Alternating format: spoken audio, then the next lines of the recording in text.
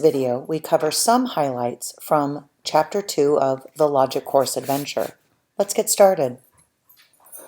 First, we're going to review weird cases of validity.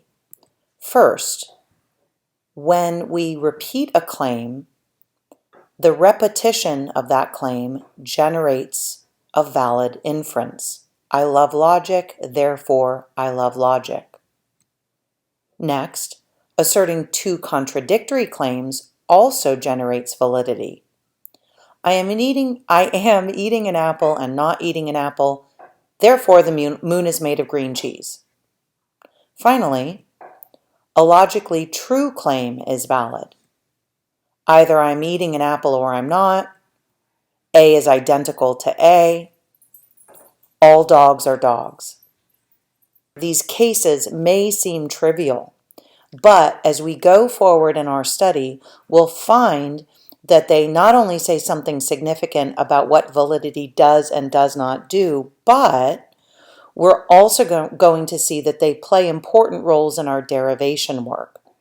So right now they might seem weird or silly or counterintuitive, but we will make more sense of them as we go forward. Let's turn our attention next to necessity versus contingency. This discussion is related to that last point about a valid argument and logical truths. So what we want to do is focus on broadly what a necessity is. That is, what a necessarily true or necessarily false statement is. Contrast that classification with a contingent claim. So let's think about necessity first in terms of entailment. Recall that premises entail the conclusion when the premises force us to accept the conclusion. The premises are sufficient for the conclusion. The premises guarantee the conclusion. So we'd say that the conclusion is necessarily true given the premises. In addition, we're going to focus not just on the structure of entailment, but also on the structure of sentences. And this is where that conversation about logical necessity comes in, both logically true and logically false sentences.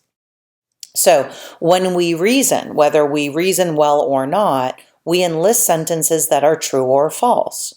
But what are the standards whereby we determine a sentence's truth value? That is, if it's true or false. Well, one way we can think about this is logical form. In other words, we can determine we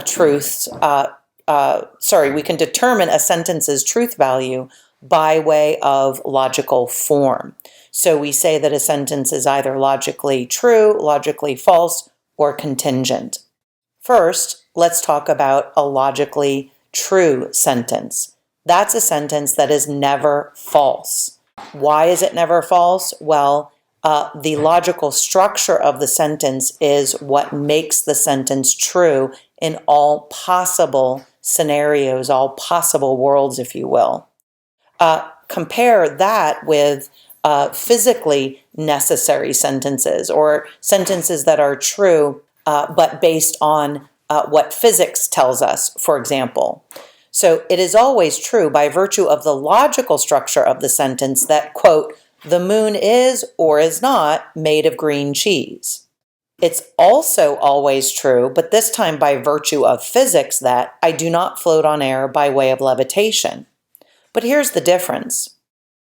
The structure of the sentence, the moon is or is not made of green cheese, is true irrespective of whether we're here on Earth or we're on the moon.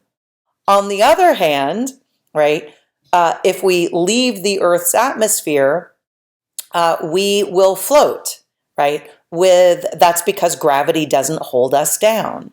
So the necessarily true sentence, I do not float on air, is only necessarily true here on Earth. It's not true once we leave the Earth's atmosphere. On the other hand, logically necessary truths are truths that will come out regardless of kind of where we are in the universe.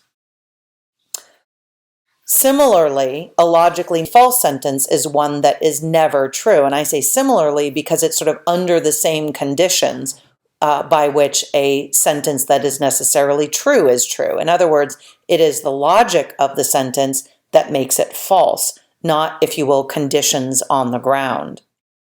So we'd say that the following sentence is always false, which has nothing to do with Cardi B. It has to do with the structure of the sentence, right? It both is and is not the case that Cardi B is Belcalis Marlenis Almanzar, and then the sentence, I can flap my arms really hard and fly, right? Those are both false sentences, always, but the logically false sentence is false in every possible universe, whereas I can flap my arms really hard and fly is always false here on Earth, but again, leave the Earth's atmosphere and we could do a good job of quote unquote flying. Finally, a contingent sentence is true or false depending on the circumstances. So notice that, the two sentences I gave you having to do with flying are sentences that are true or false depending on where I am in the universe, right? So that's what contingently true or contingently false sentences are. They are true or false depending on kind of where you are or what the conditions are. But a logically true sentence is unconditionally true by virtue of the structure of the sentence. A logically false sentence is unconditionally false, again, by virtue of the logical structure of the sentence. I hope this highlights video of the Logic Course Adventure Chapter 2 is helpful to you as you make your way through the text.